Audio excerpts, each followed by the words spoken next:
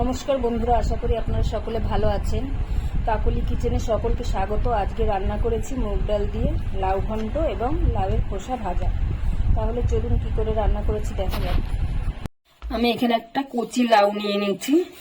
লাউয়ের ঘন্ট করব আমি মুগ ডাল দিয়ে লাউয়ের ঘন্ট করব আর লাউয়ের খোসাটা ভাজা করব। পরে আমি কেটে দেখাচ্ছি আপনাদের। এখানে আমি লাউটা ধুয়ে তারপর কেটে নিয়েছিলাম লম্বা লম্বা করে। লাউয়ের খোসাও কেটে ধুয়ে নিয়েছি। আর এখানে নিয়েছি কিছুটা মুগ ডাল, এটাকেও ধুয়ে রেখেছি। এখানে আমি কিছুটা তেল গরম করতে দিয়েছি। এবং এখন এর মধ্যে ফোড়নে দিয়ে দিচ্ছি একটা শুকনো লঙ্কা আর কিছুটা পাঁচফোড়ন।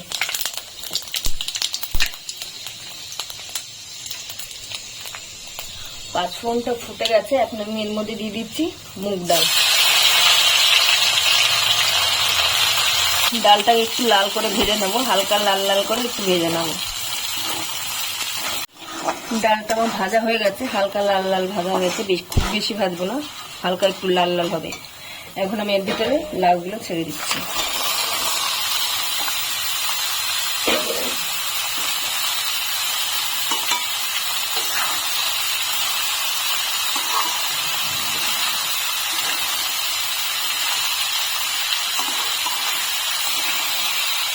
এখন আমি লাউয়ের ভিতরে স্বাদ অনুসারে লবণ দিয়ে দিচ্ছি। লবণটা দিয়ে একটু ভালো করে নেড়ে চেড়ে গ্যাসটা মিডিয়ামে রেখে আমি ঢেকে দেবো।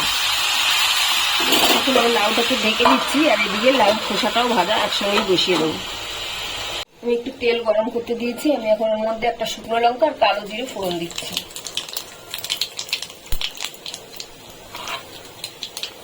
তারপরে আমি লাউ খোসাগুলো ছেড়ে দিচ্ছি।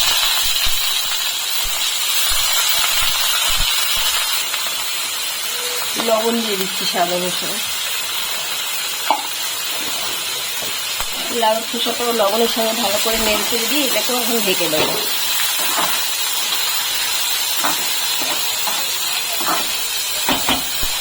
মিডিয়ামে রেখে লাউ খোসাটাকেও ঢেকে দিলাম।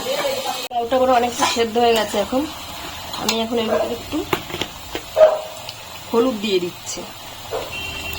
হলুদ দিয়ে আবার নেড়ে চেড়ে আবার ঢেকে দেবো। লাউয়ের খোসার মধ্যে একটু হলুদ দিয়ে দিলাম। এটাকেও নেড়ে চেড়ে এটাকেও ঢেকে দেবো আবার। লাউয়ের খোসাটা আমার সেদ্ধ হয়ে গেছে। এখন আমি এর ভিতরে একটা কুচানো পেঁয়াজ দিয়ে দিচ্ছি। আর দিয়ে দিচ্ছি একটা কাঁচা লঙ্কা কুচি করে রেখেছি, ওটা দিয়ে দিলাম। এখন পেঁয়াজটাকে একটু ভালো করে ভেজে নেব।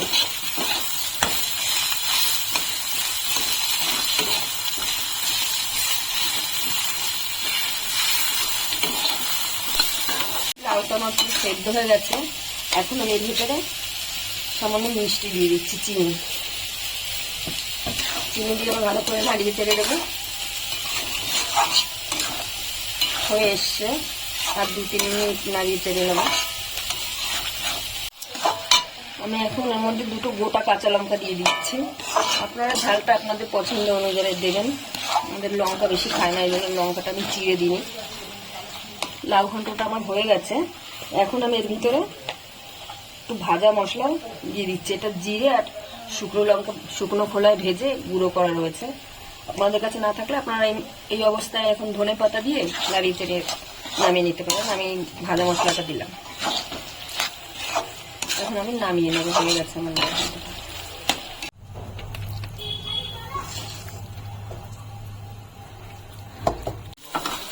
লাউ খোসাটা ভাজা হয়ে গেছে।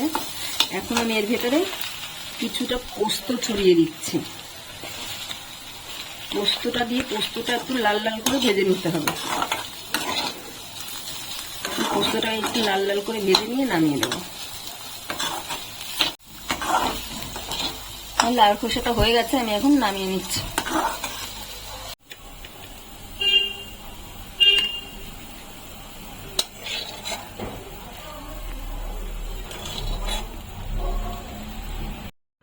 রেসিপিটি আমার তৈরি হয়ে গেছে। ভিডিওটি যদি ভালো লাগে তাহলে একটা লাইক, সাবস্ক্রাইব এবং কমেন্ট করবেন।